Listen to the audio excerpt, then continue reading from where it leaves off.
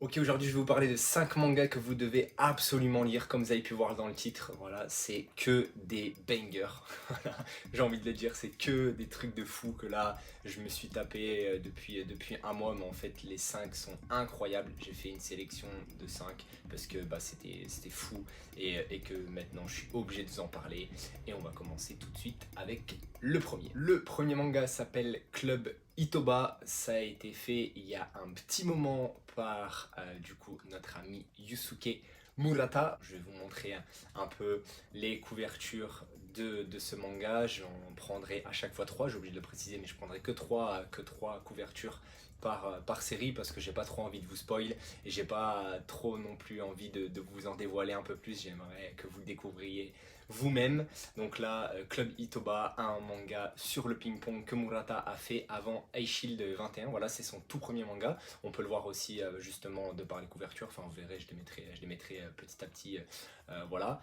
Mais donc du coup, de quoi ça parle? On est avec justement le club Itoba. C'est un bon petit club dans une région, je me souviens plus laquelle, du Japon, qui en fait va devoir se duel face à l'autre, enfin l'autre meilleur club de la région. Voilà, j'ai oublié le nom aussi également, désolé, j'ai pas retenu le nom.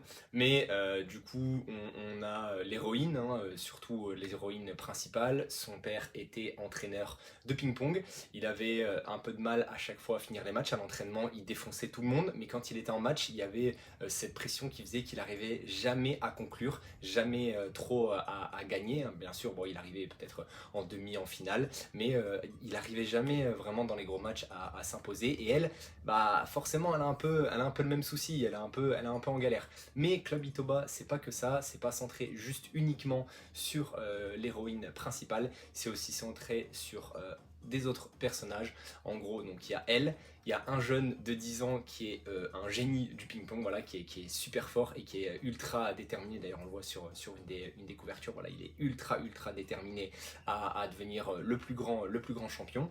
On a un mec qui est un petit peu plus âgé, qui doit avoir 28-30 ans, elle a 17, hein, donc 28-30 ans, donc c'est aussi par catégorie d'âge. Et ensuite on a le plus vieux qui a une cinquantaine d'années, 50-60 ans, voilà, qui est en pleine forme et voilà, qui était un petit futur champion aussi, pas national, mais qui était vraiment bon, qui avait un très bon niveau. Et en gros, du coup, ce qui se passe, c'est qu'on a sur 9 tomes, puisque la série fait 9 tomes, différents duels. Donc on a des matchs simples, donc des mecs qui s'affrontent en match simple. On désigne du coup un garçon et une fille qui vont s'affronter en match simple, donc c'est que un garçon et une fille, donc pour le match simple. Ensuite, il y a les matchs par groupe, donc là c'est toutes les catégories d'âge qui vont s'affronter et ceux qui remportent le plus de matchs gagnent un point. Et ensuite, on a donc le match mixte, voilà, le double mixte, voilà, qui fait que ça va rajouter un troisième point. Et donc, du coup, ça va se passer en 3 points, mais vous avez compris qu'il y a un peu plus de matchs que 3 matchs, puisqu'il y a le match de groupe où il y a les différentes catégories d'âge. Donc, c'est sur 9 tomes, c'est super intensif, il y a énormément d'actions. En plus, les dessins de Yusuke Murata, voilà, vous les connaissez, ils sont incroyables, même si c'était ses débuts. Ça reste du très haut niveau. J'ai pas de planche à vous montrer malheureusement, mais voilà, c'est quand même de la grande qualité, même à son début. On est à fond dedans. On sait pas non plus qui va gagner parce que c'est duel de club, hein, donc club vs club. On est un peu, c'est pas comme si on tenait vraiment que avec le club Itoba. On tient aussi avec potentiellement l'autre club parce qu'il y a des personnages qui sont très charismatiques aussi de l'autre côté. Il y a des petits backgrounds parce que ça va assez vite vu que c'est en 9 tomes. Mais en tout cas, le plus important, c'est les matchs. Et les matchs sont très intensifs. Il y a vraiment de choses, beaucoup d'actions. On ressent la vitesse des coups. Voilà, on ressent un peu tout ça. Et franchement, c'est du très haut niveau. Et franchement, pour un autre manga de ping-pong, au-delà de ping-pong de Matsumoto, ouais, c'est ça. Ouais. Oui. Et du coup, c'est une autre pépite du ping-pong. Et là, en plus, ce que j'aime bien, c'est que du coup, on a tout cet aspect un peu club. C'est pas vraiment que individualiste ou c'est pas que que les garçons. Là, c'est vraiment un mix de tout. Et donc, du coup, c'est vraiment bien trouvé. C'est vraiment très cool.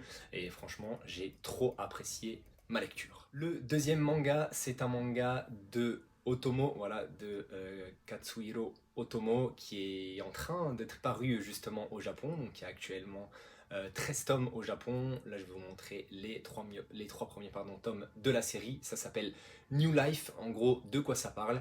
Eh ben, on est avec la conquête spatiale qui s'est un peu mal passée, voilà, puisque les gens bien sûr ont voulu aller sur une autre planète, c'est la T9000 et quelques, je me souviens plus exactement.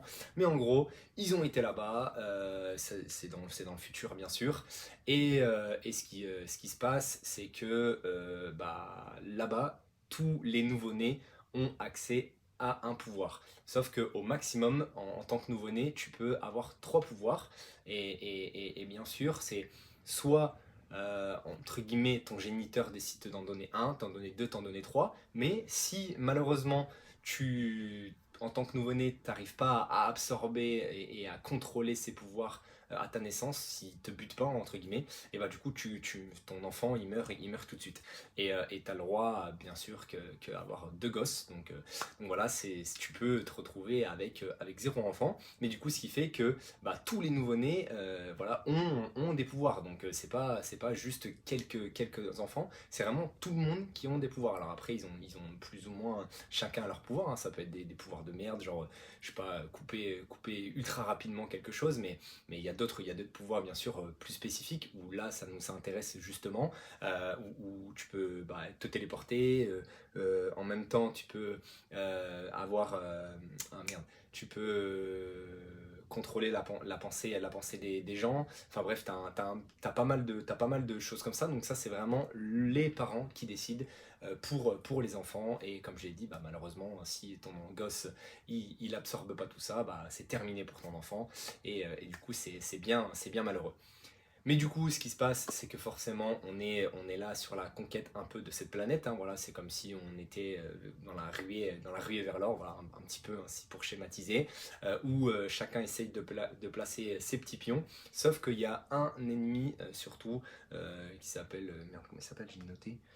Il s'appelle Trip, voilà, il s'appelle Trip, qui du coup, lui, en fait, il fait que des gosses. En fait, lui, il en a plus que deux. Il en a genre, je sais pas, une centaine, 200. Il a 200 enfants, voilà. Il fait que féconder les meufs, voilà. Donc c'est un gros fils de pute.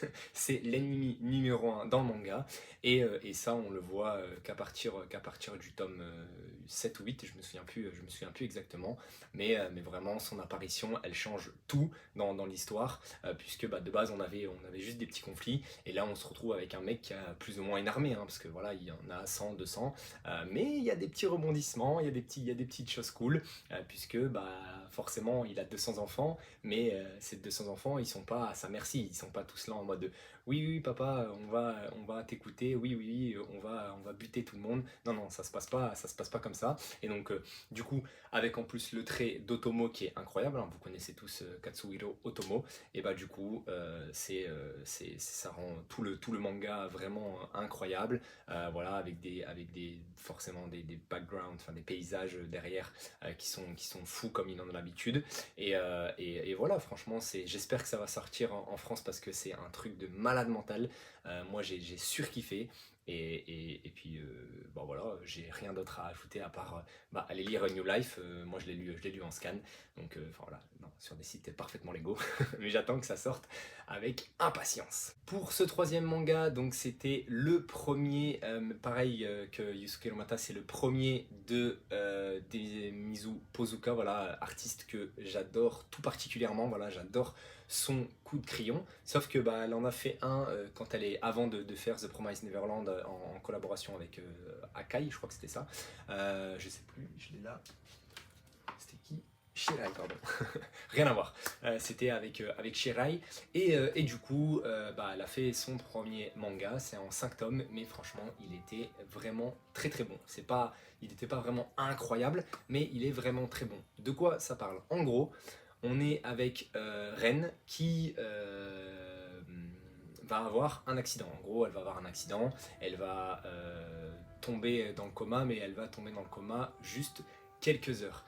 Et en fait, pour elle, à chaque fois, puisqu'en fait, elle va pas avoir un seul accident, tous les 3 ans, parce qu'en gros, j'ai très très mal expliqué, mais euh, le premier accident qu'elle a, c'est à ses 7 ans, et tous les 3 ans, je sais pas pourquoi, elle a un accident. Et cet accident, à chaque fois, fait des morts, mais à chaque fois, la vise elle. Ça vise à la tuer elle. Mais par chance, elle s'en sort toujours miraculeusement. Je vais galérer. Mais j'ai réussi. Du coup, pendant justement cette journée de coma, et ben, elle a la possibilité justement de retourner sur les lieux de l'incident, mais sur les lieux de l'incident d'avant. Et à chaque fois, du coup, qu'elle va avoir un accident, elle va avoir des petits indices, voilà, petit à petit, et en même temps, elle va chercher des indices, bien sûr, dans le présent. Donc, tu remontes un peu dans le passé, tu es un peu dans le présent, il y a un peu voilà, des retours en arrière, et franchement, c'est très bien ficelé, c'est très bien fait.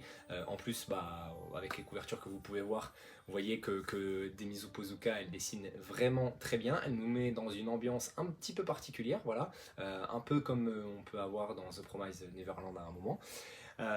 Mais voilà, et puis en plus ces personnages bah, sont très classe. Là, on n'est pas sur vraiment des monstres ou des choses comme ça. Ça se passe à Tokyo et franchement, bah, c'est super cool. Et en plus, bah, justement, il y a ce fait de retourner un peu dans le passé pour avoir des indices, de revenir dans le présent. Enfin bref, je l'ai déjà dit, mais je sais pas comment, sans vous spoiler vraiment, je peux pas vraiment vous dire comment c'est fait, mais c'est super bien fait. Et moi, j'ai apprécié ma lecture, en plus en 5 tomes, et ça s'appelle, pardon, j'ai oublié de donner le titre, ça s'appelle Kaki no Dekigoto. Voilà, je sais pas trop ce que ça veut dire, mais je pense que ça doit avoir un rapport avec le passé.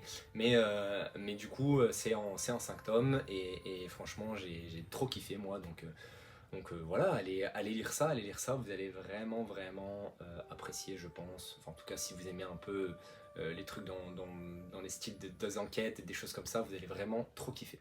On arrive du coup sur le 4e manga, voilà, qui s'appelle Half Pipe. Ça, c'est mon préféré, vraiment, c'est mon top du top du top.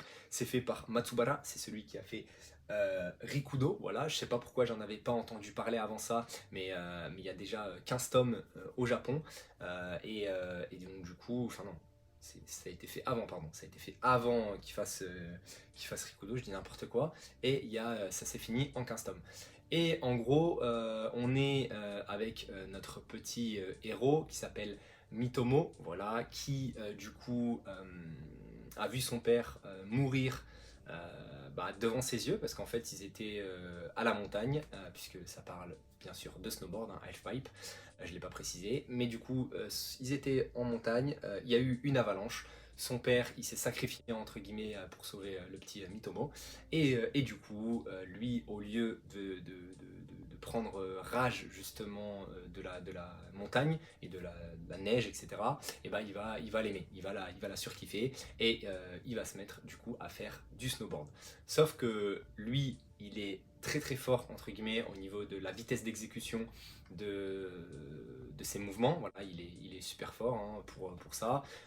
Mais le problème, c'est qu'il va pas très haut, il n'a pas une grosse amplitude. Alors que bah, justement dans le snowboard, tu dois avoir une amplitude de fou pour pouvoir faire un maximum de figures, ou en tout cas inventer de nouvelles figures. Et lui, il va essayer d'inventer de nouvelles figures, sauf que, comme je vous l'ai dit, il va pas très haut, il est juste très rapide. Donc le fait qu'il soit très rapide, ça lui permet quand même d'exécuter et justement d'avoir cette vitesse d'exécution qui fait que bah, c'est super beau à voir, et c'est même des fois difficile de savoir vraiment ce qu'il fait sur la planche tellement il est rapide. Donc ça, c'est un truc incroyable.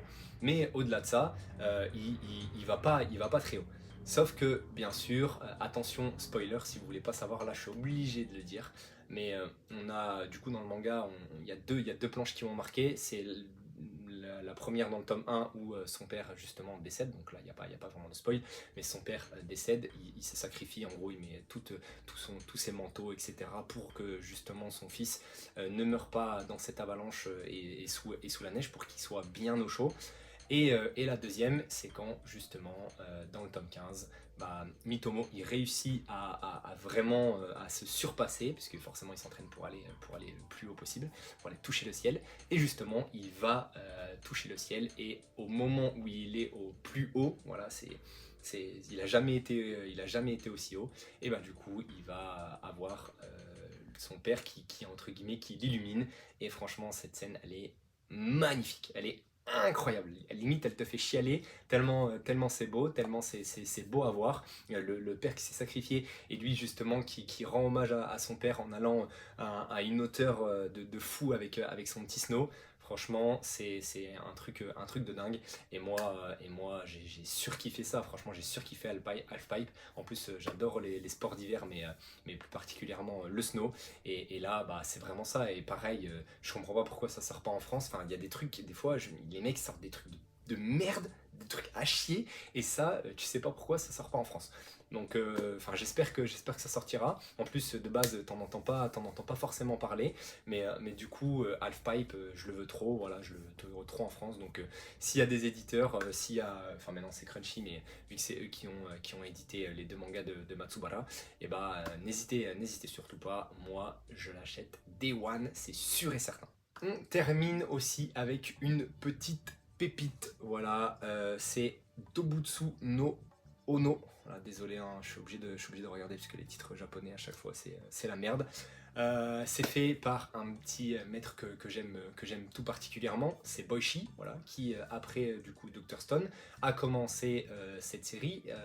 Il y a actuellement 5 tomes au Japon. Je vous montre comme d'habitude les 3 premiers tomes, enfin pas comme d'habitude, mais là je vous montre que les 3 premiers tomes parce que bah, forcément c'est en cours. Je pense que ça va pas durer longtemps parce que là on est bientôt limite sur un petit arc final là où j'en suis.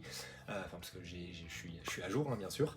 Et de quoi ça parle? En gros, on est avec pareil une fille, je me souviens plus de son prénom, désolé, je me souviens plus du tout, mais qui adore en gros entre guillemets les animaux, voilà, elle adore les animaux, donc on est un peu dans ce contexte là où elle mange pas de viande, où elle fait tout pour les animaux, sauf que elle veut en savoir beaucoup plus, elle veut en savoir beaucoup plus sur ça, et elle a une spécificité, c'est qu'elle est ultra forte pas en mécanique mais en technologie, voilà, en technologie, donc elle est super forte dans la robotique, etc. Et donc du coup elle va se mettre à créer petit à petit des petits robots animaux, voilà, enfin des animaux robots, je sais pas comment on peut dire à ça.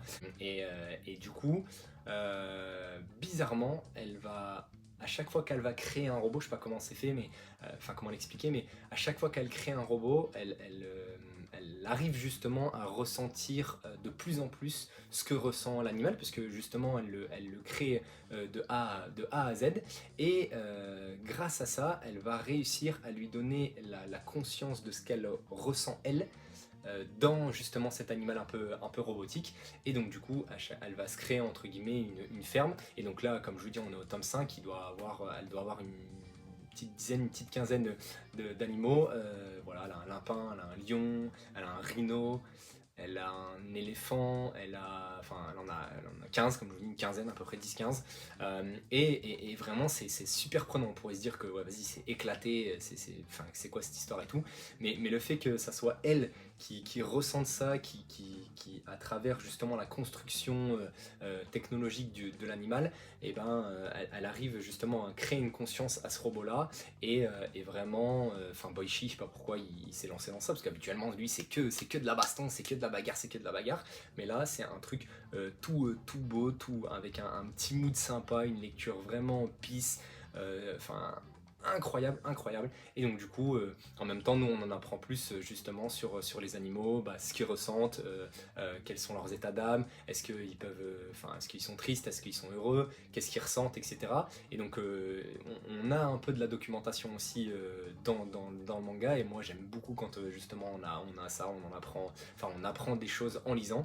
Et là c'est vraiment le cas, c'est un manga très très intéressant, où on apprend beaucoup de choses, et franchement, en plus avec le coup de crayon de Boichi, voilà, je trouve qu'il a encore sauté une étape.